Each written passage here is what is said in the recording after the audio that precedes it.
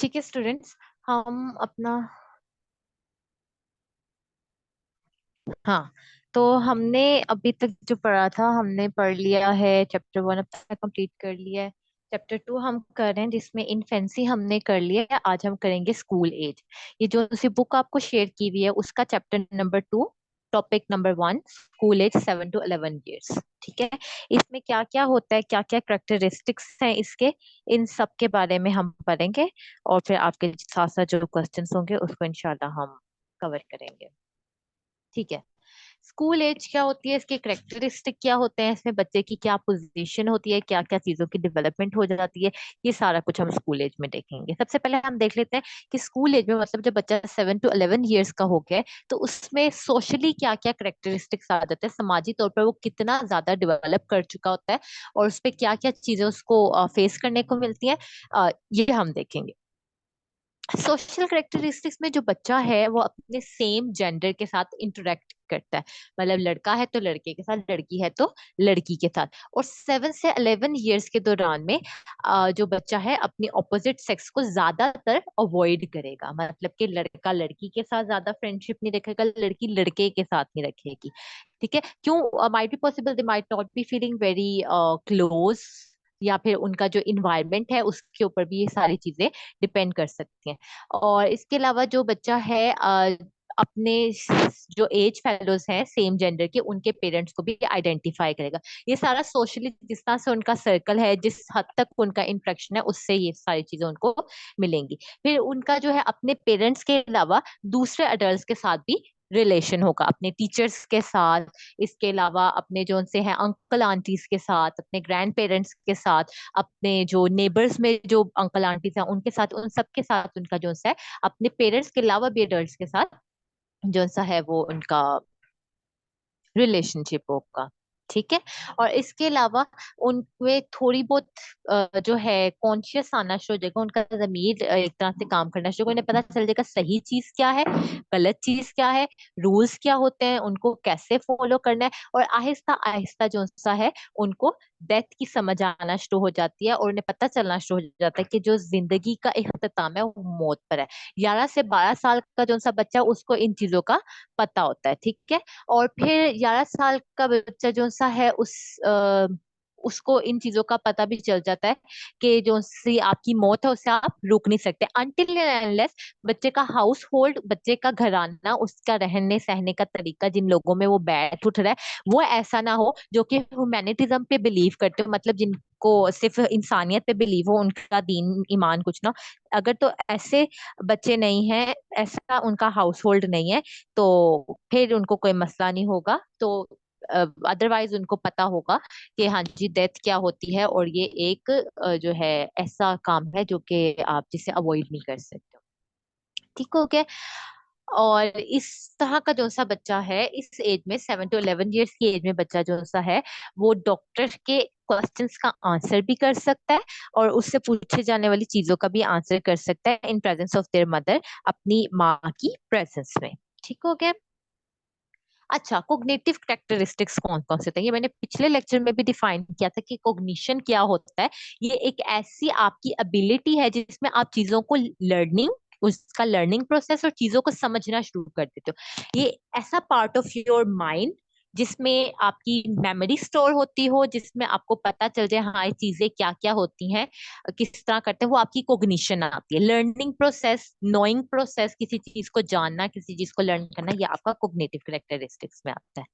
ठीक है, जो स्कूल एज का बच्चा है मतलब 7 to 11 years का जो सा बच्चा है वो चीजों को इकट्ठा करना शुरू कर देता है। आपने देखा होगा अपने जो छोटे बहन भाई हैं 7 11 years में, या आप लोग जब 7 से 11 साल की उम्र में थे, आप डिफरेंट चीजें कलेक्ट करते होगे। लाइक फॉर मी, अगर आप मुझसे पूछो, मैं डिफरेंट स्टोन्स कलेक्ट करती थी, एक टाइम पे मैं कॉइन्स कलेक्ट करती थी, फिर इसी तरह मैं जो सा है पेजेस कलेक्ट किया करती थी।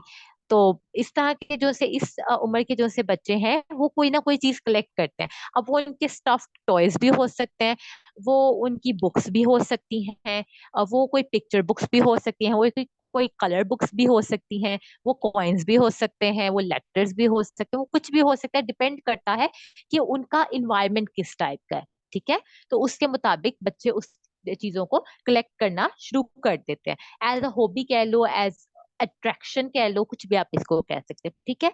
और उनमें इस तरह की एबिलिटी आ जाती है कि वो डिफरेंट ऑब्जेक्ट्स में जो है वो डिफरेंस करना शुरू कर देते हैं। उन्हें पता चल जाता है कि कलर्स कौन कौन से हैं, उन्हें पता चल जाता है अच्छा इसका मटेरियल क्या क्या है, अच्छा ये लकड़ी है, ये पत्थर है, इनके मटेरियल में डिफरेंस होता है, ये लोहा है, इसका मटेरियल डिफरेंट है। इस तरह की चीजें जो होती हैं उसको सारी पता चलना शुरू हो जाती है। ये इसकी आदत है कॉग्निटिव कैरेक्टरिस्टिक्स में, ठीक है।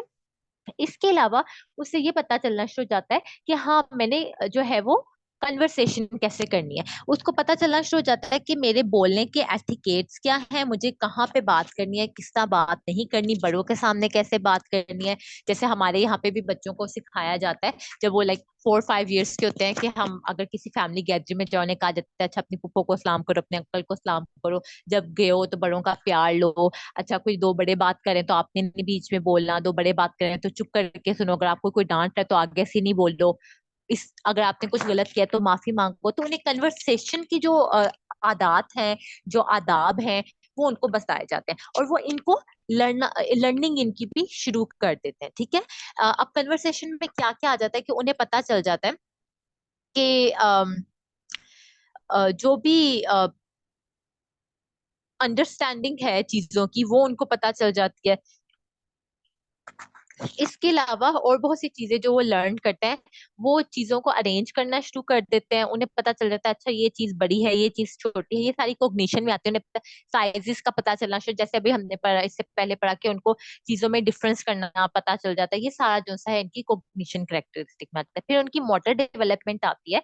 मोटर डेवलपमेंट में वो डिफरेंट टास्क करने शुरू कर देते हैं जिसमें वो डिफरेंट गेम्स खेलनी शुरू कर देते हैं। जैसे इसने कहा है बेसबॉल खेलना शुरू कर देते हैं, स्किपिंग रोप स्टार्ट कर देते हैं, दो व्हील की बाइसाइकिल स्टार्ट कर देते हैं। ये उनके सारी मोटर डेवलपमेंट में आ जाती है। मोटर डेवलपमेंट जो आपकी बॉडी के सेंसेस से रिलेटेड हो, जिसमें आपकी आपका ब्रेन जो सा है आपके डिफरेंट पार्ट्स को सिग्नल भेज रहा हो और उसके नतीजे में आपको अफेक्ट करो, ये मोटर डेवलपमेंट में आता है, ठीक है। अब बेसबॉल खेलना जिसमें बॉल को पकड़ना, बॉल को फेंकना, या क्रिकेट कह लो भागना, अच्छा गेंद आपने बैट पकड़ा हुआ है, गेंद आ रही है तो आपने उसको मारना है, ये सारी मोटर डेवलपमेंट। क्यों? क्योंकि आप की आंखों से आपको स्टिमुलस आ रहा है, एक सिग्नल आ रहा है अच्छा गेंद मेरी तरफ आ रही है। आपका ब्रेन सिग्नल भेजेगा अपनी बाजू को कि अब आपने बैट को स्विंग करना है और इस बॉल को हिट करना है। ये सारी मोटर डेवलपमेंट। इसी तरह स्किपिंग रोप में भी आप देखो कितनी चीजें आपकी मूव कर रही हैं, आपकी टांगे एक साथ मूव कर रहे हैं, आपके बाजू एक साथ मूव कर रहे हैं। फिर आपकी थिंकिंग को टोटली वहां पर है कि हाँ मैंने अपनी टांगों को साथ जोड़ के रखा है, मैंने जंप करनी है, अच्छा मैंने ये स्विंग किया है, एक दफा मैंने इस रस्सी को घुमाया तो मैंने उसी टाइम पे जंप करनी है। तो ये सारी चीजें।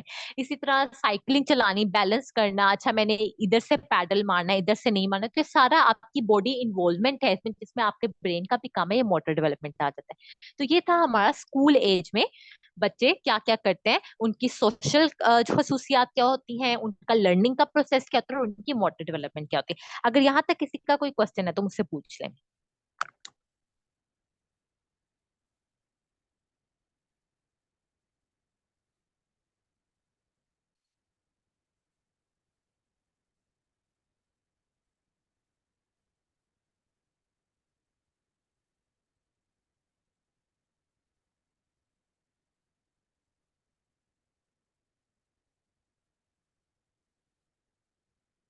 ये वाला पॉइंट कह रहे हो बच्चे? काइंडली कंफर्म कर दो मुझे। Aksa Rahman .3 part A. अच्छा ओके ओके, मैं मुझे बता .3 पार्ट ए,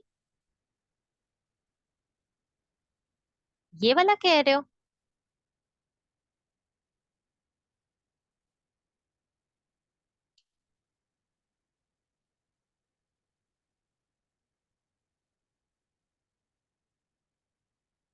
ठीक है मैं समझा देती हूँ आपको। अच्छा उसमें कह रहे हैं कि कन्वर्सेशन में आपको ये चीजों की अंडरस्टैंडिंग हो जाती है। बेसिकली उसका कहने का मतलब ये है कि बच्चे की इस तरह से डेवलपमेंट हो जाती है कि उसको ये चीजों का पता चल जाता है कि अच्छा जो हमारे पास कंटेनर्स हैं डिफरेंट, मतलब उसको साइज का बेसिकली पता चल जाता है कि शेप चेंज नहीं होती कुछ चीजों की, जिस तरह से हमें ये पता है कि वाटर की कोई शेप नहीं होती है, ठीक है। आप जो से मर्जी कंटेनर में उसको डालो, जो से मर्जी गिलास में डालो, जो से मर्जी बर्तन में डालो, उसकी जो वो है फॉर्म है वो कोई नहीं आती है, कोई शेप नहीं आती है उसकी। तो ये उसमें उस बच्चे को इतना उसको आ जाता है, आइडिया हो जाता है कि कुछ चीजें ऐसी हैं कि आप उन्हें जिस मर्जी कंटेनर में डालो, उनकी जो शेप है वो चेंज नहीं होती है, और उनका साइज भी चेंज नहीं होता है। इसी तरह इसके अलावा, इस पॉइंट के अलावा बच्चे को और इन चीजों का पता चल जाता है, डिफरेंट शेप्स क्या हैं और डिफरेंट साइजेस क्या हैं, डिफरेंट कंटेनर्स किस किस तरह के आते हैं, लंबी चीज को आप कैसे डिफाइन करोगे, चौड़ी चीज को आप कैसे डिफाइन करोगे, हाइटेड चीज को कैसे डिफाइन करोगे, चपटी, इन सारी चीजों का जो सा है ना, उससे कॉन्सेप्ट आना शुरू। तो बेसिकली इस पॉइंट का मतलब ये है कि बच्चों को डिफरेंट शेप्स का, डिफरेंट साइजेस का, उनको डिफाइन करने का, उनमें डिफरेंस करने का पता चल जाता है। क्लियर है?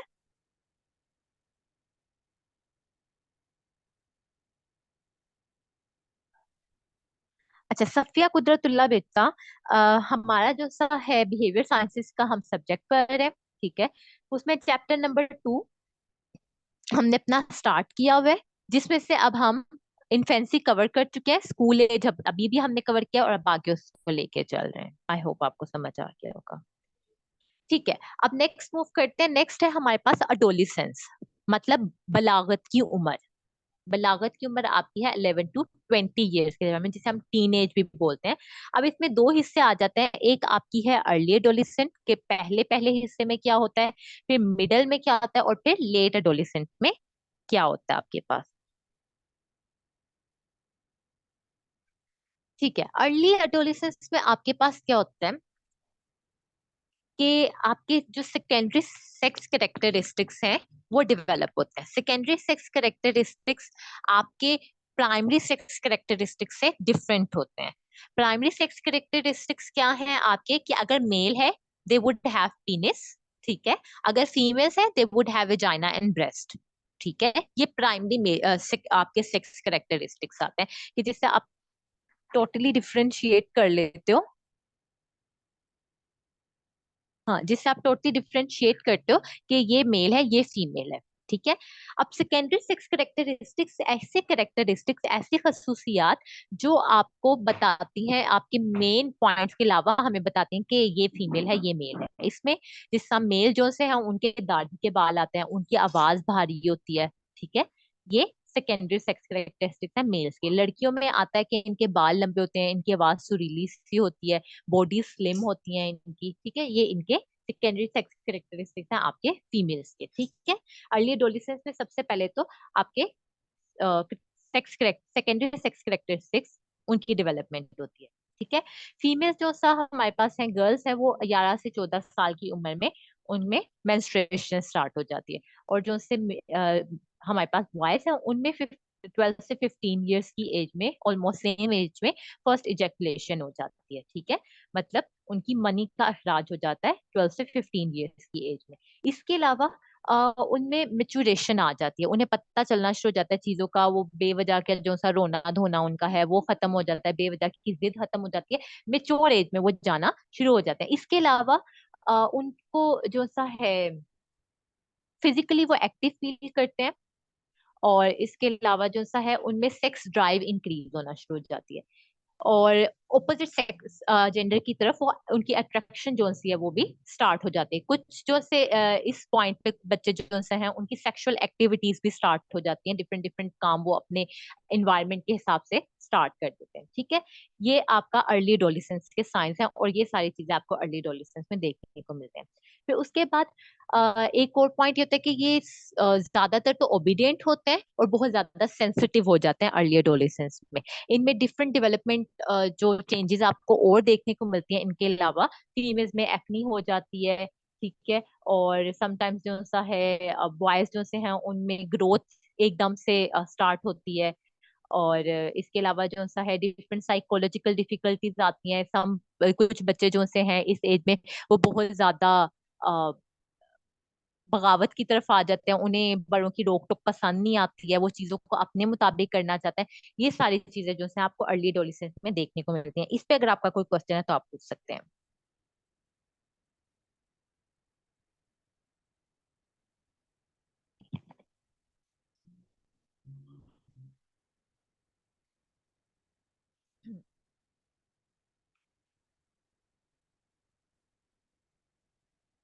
ओके, देन हमारे पास आ जाते हैं मिडिल एडोलेसेंस। मिडिल एडोलेसेंस की एज है आपकी 15 से 17 साल की उम्र में। इसमें क्या क्या करेक्टरिस्टिक्स हैं? आपको जो है ज्यादा इंटरेस्ट होना शुरू हो जाता है कि अच्छा हम पॉपुलर हों, हमारी बॉडी अच्छी सी हो, लोग हमारी तरफ जो से हैं अट्रैक्ट हों, ठीक है। इसके अलावा आपको क्रशेस होना शुरू हो जाते हैं इस एज में। वो होमोसेक्सुअल भी हो सकते हैं, हेट्रोसेक्सुअल भी। होमोसेक्सुअल आप सबको पता होगा, आई होप अगर जिनको नहीं पता, तो होमोसेक्सुअल मतलब सेम जेंडर के अक्रॉस क्रशेस होना, मतलब लड़की का लड़की पे क्रश होना और लड़के का लड़के पे क्रश होना, ये होमोसेक्सुअल क्रशेस। और हेट्रोसेक्सुअल क्रशेस के ऑपोजिट जेंडर का एक दूसरे के ऊपर क्रश होना, मेल का फीमेल पे और फीमेल का मेल पे क्रश होना, ठीक है। ये छोटे छोटे से क्रशेस जो से हैं ये आपके स्टार्ट हो जाते हैं। समटाइम्स जो सा है जो है किसी सेलिब्रिटी पे क्रश हो जाता है, बेस्ट एक्टर और एक्ट्रेसेस आपके बन जाते हैं, फेवरेट एक्टर्स और एक्ट्रेसेस बन जाते हैं जिनको आप फॉलो करते हो। और इसके अलावा जो सा है आप डिफरेंट जो फैशन है उसको देख के चलना चाहते हो, आप अप टू डेट रहना चाहते हो कि अगर आप अपने एज फेलोज में बैठे हुए हो तो आपसे किसी टॉपिक पे बात चल रही हो, फैशन के म्यूजिक पे, तो आपको पता हो।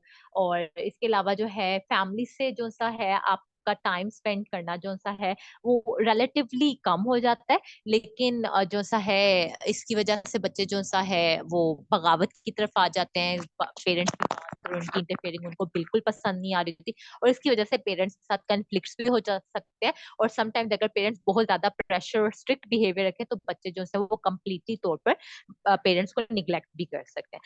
तो ये सारे पॉइंट्स जो है वो मिडिल एडोलिसेंट में देखने को मिलते हैं। अब इसमें से रिस्क टेकिंग बिहेवियर भी उनका आ जाता है कि जब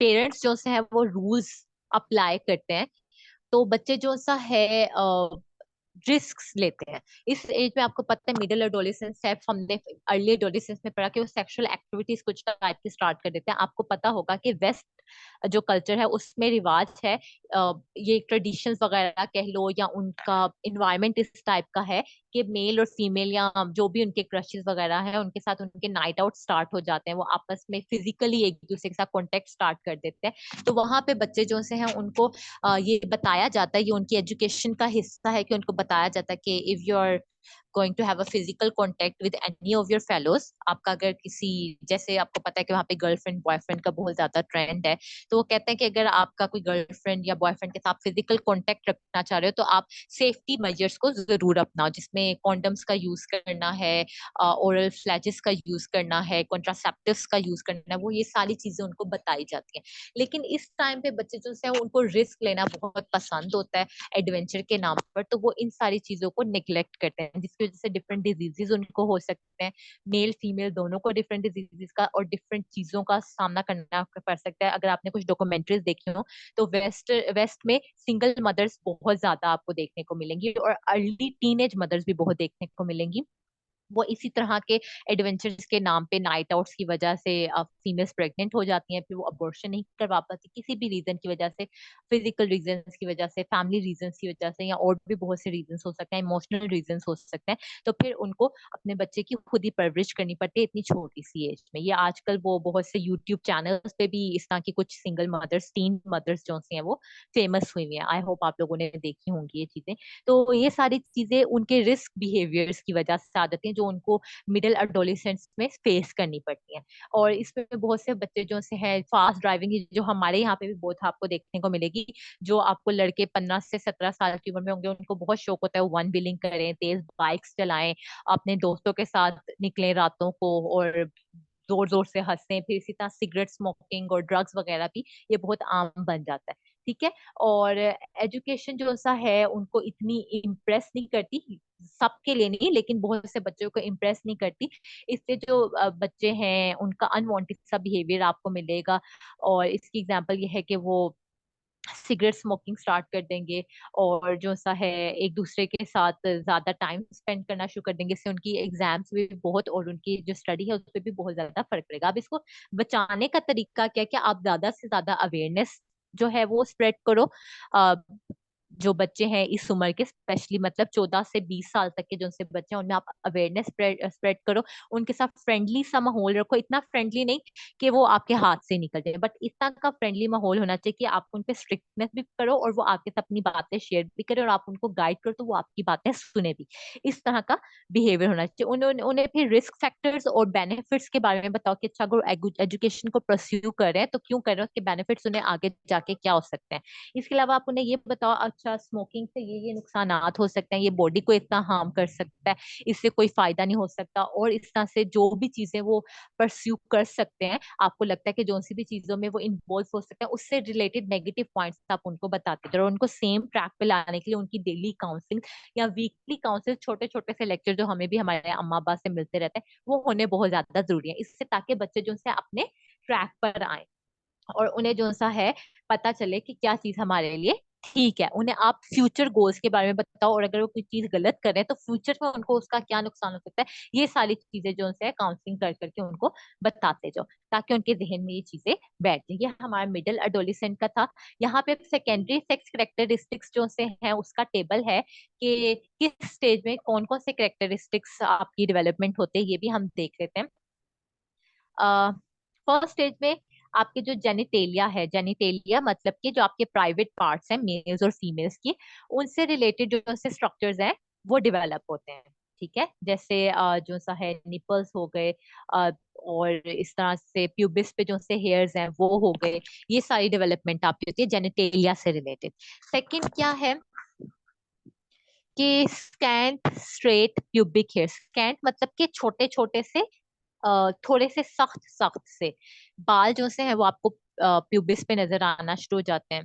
ठीक है, जो लड़के हैं उनमें टेस्टिस जो से हैं वो एनलार्ज होना शुरू हो जाते हैं। उनका जो सा स्क्रोटम है उसका टेक्सचर डेवलप होना शुरू हो जाता है।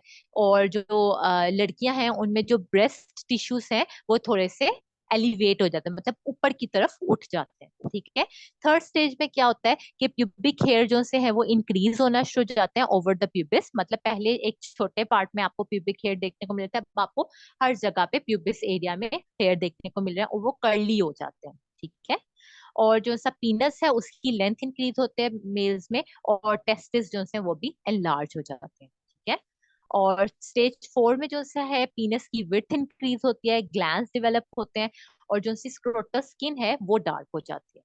और फिर इसमें जो एरोलर राइज है ब्रेस्ट का वो इंक्रीज हो जाता है। ये सारी चीजें अब पीनिस, स्क्रोटम और ये जो से आपके हैं, अगर तो आप लोगों को इनमें समझने में डिफिकल्टी हो रही है तो मैं आप लोगों को एक्सप्लेन कर देती हूँ ये पार्ट कौन कौन से हैं। अदरवाइज ये आप लोग एनाटमी में रिप्रोडक्टिव सिस्टम के चैप्टर में कवर करोगे, तो आप लोग देख लो जितना इजी हो, फिर मुझे बता देना। फिर फिफ्थ स्टेज क्या होती है कि मेल और फीमेल के जो से जेनिटेलिया है वो अडल्ट की तरह के बिल्कुल हो जाते हैं, और जो से प्यूबिक हेयर है वो थाइस तक पहुंचना शुरू हो जाते हैं, और जो गर्ल्स हैं उनमें इरोलर की और ज्यादा डेवलपमेंट नहीं होती। अब यहाँ तक अगर किसी का कोई क्वेश्चन है तो मुझे बता दें।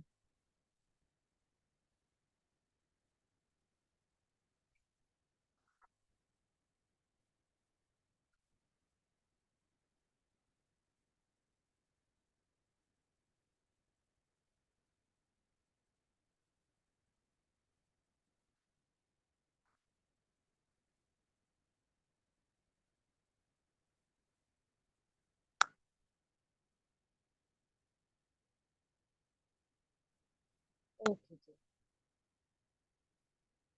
ठीक है।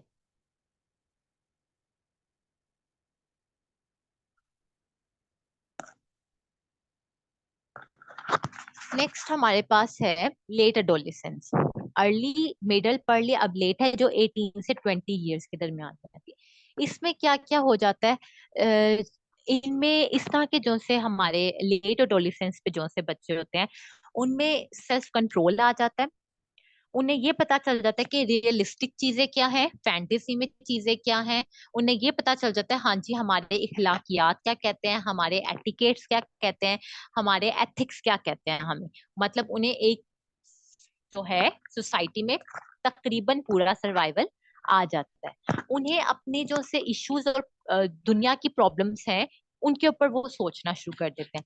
बहुत से ऐसे बच्चे होते हैं, दुनिया की प्रॉब्लम्स ये नहीं कि अच्छा उधर ये हो रहा है उधर लेकिन वो ऐसे इतने कंसर्न हो जाते हैं कि उन्हें पता चल जाता है हाँ ये दुनिया में चीज गलत हो रही है। जैसे बहुत से बच्चे जो आप लोग हो, आप लोग भी जो है लेट एडोलेसेंस में हो, आप में से भी बहुत से बच्चे ये सोचते होंगे अच्छा हमारे मुल्क में इस तरह खराब हो रहा है, इससे रिलेटेड हम क्या कर सकते हैं, अच्छा हमने ऐसे ऐसे पढ़ना है ताकि हमारा एक स्टेबल फ्यूचर हो सके। अपने से रिलेटेड ही बेशक सोच रहे हो, लेकिन आपको जो आपके आसपास प्रॉब्लम्स है वो नजर आनी शुरू हो जाती हैं। ठीक है। और इससे जो सा है आपको जो सा है आपकी डिफरेंट एबिलिटीज डेवलप होती हैं इस थिंकिंग की वजह से। आप में फॉर्मल जो ऑपरेशन करने की एबिलिटी है वो आ जाती है। मतलब आपको पता चल जाता है कि मैंने किसी से पोलाइट वे में शाइस्तगी से अच्छे तरीके से कैसे बात करनी है, मैंने टीचर से कैसे बात करनी है, मैंने पेरेंट्स से कैसे बात करनी है, मैंने अपने एज फेलो से कैसे बात करनी है, मैंने अपने फ्रेंड्स के साथ कैसा रवैया रखना है, और मैंने अपने ऑपोजिट जेंडर्स के साथ कैसा रवैया रखना है। इन चीजों से रिलेटेड आपको चीजें समझ आना शुरू हो जाती हैं। आपको ये पता चल जाता है मैंने यूनिवर्सिटी में कैसे बिहेव करना है, आपको ये पता चल जाता है मैंने घर में कैसे बिहेव करना है। इन सारी चीजों का आपको पता चलना शुरू हो जाता है। ठीक है। और इसके अलावा आप में बहुत सी चीजें डेवलप होती हैं जिसमें आप अपने आप को पहचानते हो, अपनी खसूसियात को पहचानते हो। आपको क्या चीज फेवर कर रही है, आपके लिए क्या चीज जरूरी है, आपके फ्यूचर गोल्स क्या, इन सारी चीजों के ऊपर आप जो है काम करना शुरू कर देते हो। इन सारी चीजों से रिलेटेड डेवलपमेंट आपके अंदर स्टार्ट हो जाती है। ठीक है।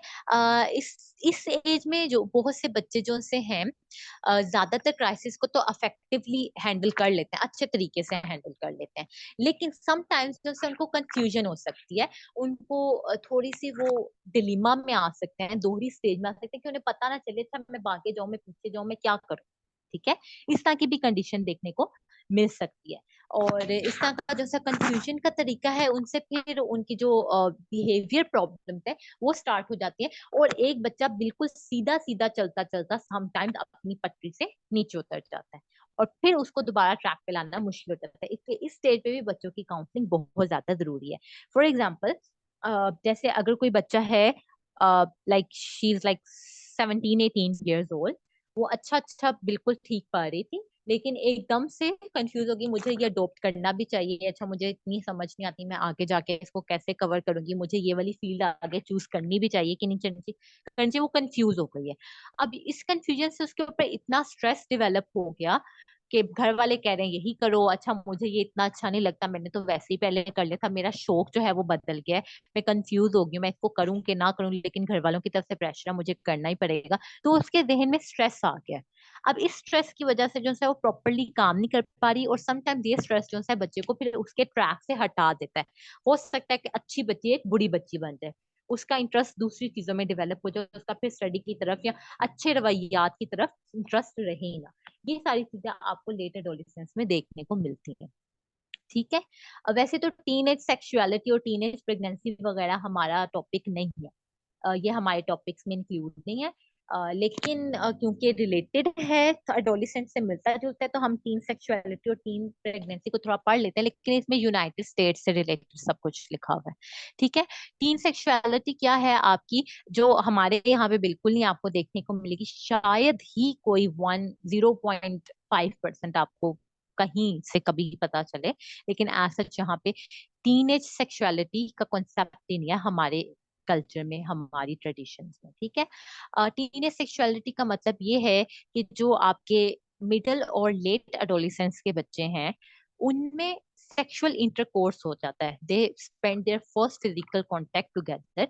इसमें से कुछ बच्चे जो से हैं वो कॉन्ट्रासेप्टिव लेते हैं, और कुछ बच्चे जो से हैं वो कॉन्ट्रासेप्टिव नहीं लेते, जिसकी वजह से प्रेगनेंसीज हो सकती हैं, और जिसकी वजह से बच्चे जो है उनका करियर खराब हो सकता है। जाहिर है एक जो फीमेल है अगर वो प्रेग्नेंट हो जाती है and she is just like 16-17 years old, और फिर वो अपना आगे करियर, अभी तो उसका करियर स्टार्ट नहीं हुआ, अभी तो उसकी प्रोफेशनल डिग्री स्टार्ट नहीं, तो आगे किस तरह से कंटिन्यू करेगी, अगर उसके पेरेंट्स उसको सपोर्ट नहीं करेंगे तो वो क्या करेगी।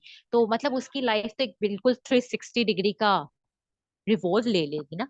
तो इन चीजों को देखने के लिए ये कुछ डेवलपमेंट्स की गई, कुछ ऐसे तरीके किए गए कि उनके स्टडी कोर्स में चीजें ऐड की गई कि उनको हाउ ना हो कि in case they go for this path, अगर वो इस पाथ पे चलते हैं ड्यू टू अट्रैक्शंस जो नॉर्मल है नेचुरल है, लेकिन अगर तो वो इस बात पे चलते हैं तो उन्हें पता हो कि उनको क्या क्या मेजर्स लेने हैं ताकि वो आगे जो सी प्रॉब्लम्स हैं उसको अवॉइड कर सकें। ठीक है, ये आपकी टीनेज सेक्सुअलिटी में थे। मैंने सिर्फ आपको इसका छोटा सा कॉन्सेप्ट है कि आपके माइंड में सिर्फ हो, अदरवाइज इसको करने की जरूरत नहीं है। ठीक है, ये सारा आपका जो सा था हमारा स्कूल एज और एडोलेसेंस कवर हो गया। फिर अब हमारे पास आ जाता है अर्ली अडल्टहुड। ठीक है, अर्ली अडल्टहुड में क्या होता है, मिडिल अडल्टहुड में क्या होता है, ये होगा। और फिर उसके बाद हमारा डेथ का टॉपिक आ जाएगा। ये दो हमारे टॉपिक रहते हैं। फिर आई होप हमारा चैप्टर नंबर 2 भी बिहेवियर साइंसेस का खत्म हो जाएगा। तो मेरा ख्याल है हमारे पास टाइम कम रह गया, तो हम ये अडल्टहुड का तो कवर नहीं कर पाएंगे आज। ये इंशाल्लाह हम नेक्स्ट टाइम कवर करेंगे। तो अब आज के टॉपिक में आपका कोई क्वेश्चन है तो मुझसे पूछ लें।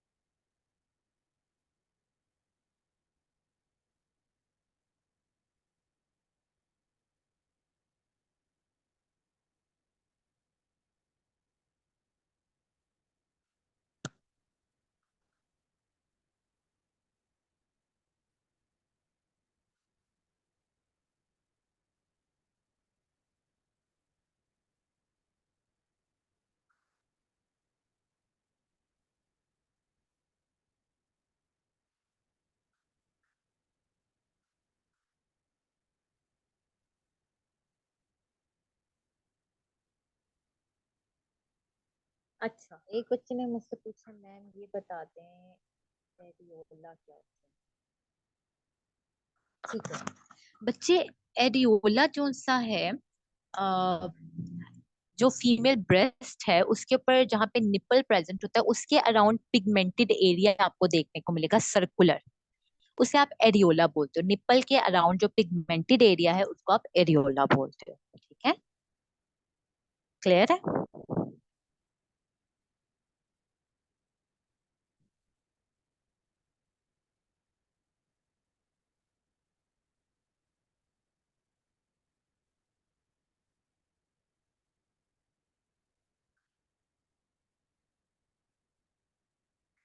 अच्छा बच्चे, शॉर्ट और लॉन्ग जो सा है ना, इसमें से आपसे कुछ भी एज अ शॉर्ट आ सकता है, कुछ भी लॉन्ग आ सकता है। फॉर एग्जाम्पल वो आपसे शॉर्ट ये पूछ सकते हैं, what is the cognitive cognition characteristics in school age students या स्कूल एज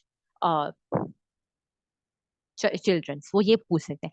इससे रिलेट या फिर वो पूरा पूछ सकते हैं कि explain what are the characteristics of school age childrens in school age childrens. या फिर आपसे पूछ सकते हैं what are different characteristics of middle adolescence. ठीक है, तो लॉन्ग शॉर्ट कुछ भी इसमें से बन सकता है। वी नेवर नो कि यूएचएस आपको कौन सा लॉन्ग उठा के देते हैं, कौन सा शॉर्ट उठा के देते हैं।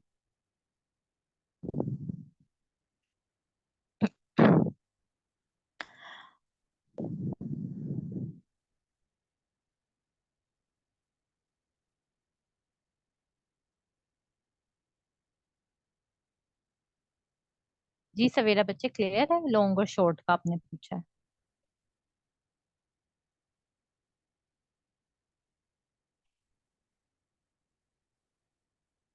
जी किसी और का कोई क्वेश्चन है।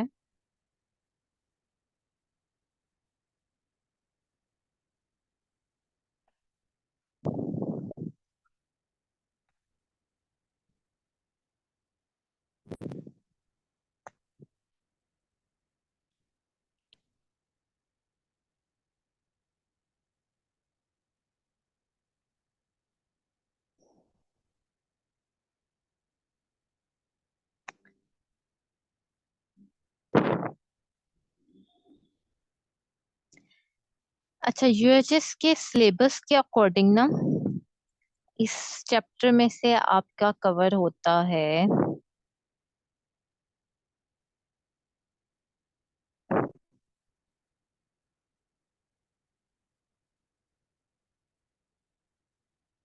इस चैप्टर में से आपके 4 MCQs और 1 शॉर्ट क्वेश्चन आएगा। तो आपको लॉन्ग चैप्टर के हिसाब से इसको कवर करने की जरूरत नहीं है। ठीक है, आपने सिर्फ जो सा है इसको शॉर्ट क्वेश्चंस के अकॉर्डिंग और MCQs के अकॉर्डिंग जो है वो रेडी करना है। बच्चे हमारी क्लास जो है 40 मिनट्स की होती है। ठीक है, क्योंकि जूम में 1 आवर की ऑप्शन अवेलेबल नहीं है, तो वी आर बाउंड कि हम 40 मिनट्स की क्लास रखें। ठीक है, तो हमारा 1 मिनट रह गया। आई होप अब किसी का और कोई क्वेश्चन नहीं होगा, but still if you have any sort of curious तो आप मुझे पर्सनल में मैसेज कर सकते हैं। और अगर समटाइम्स मैं किसी के पर्सनल का मैसेज ना कर सकूं तो I am really sorry for that, क्योंकि इतने मैसेजेस आते हैं कि समटाइम कोई मैसेज मैं रीड करके अगर कहूँ कि मैं बाद में रिप्लाई करूंगी, या फिर तो मेरे माइंड से स्किप हो जाता है, या फिर समटाइम्स जो सा है मुझे पता नहीं चलता है। इतने जो है इतने मैसेजेस आते हैं कि मेरी नजरों में नहीं आता किसी का मैसेज। तो अगर समहाउ मैं आपके मैसेज का रिप्लाई ना कर पाऊँ तो आप एक दफा दोबारा रहमत करके मुझे मैसेज कर लिया करें। ठीक है, टेक केयर। हाँ जी बेटा, MCQs और शॉर्ट आएंगे, सिर्फ 4 MCQs 1 शॉर्ट, तो उसके अकॉर्डिंग ही आपने इसको प्रिपेयर करना है। ठीक है, thank you so much, take care, अल्लाह हाफिज।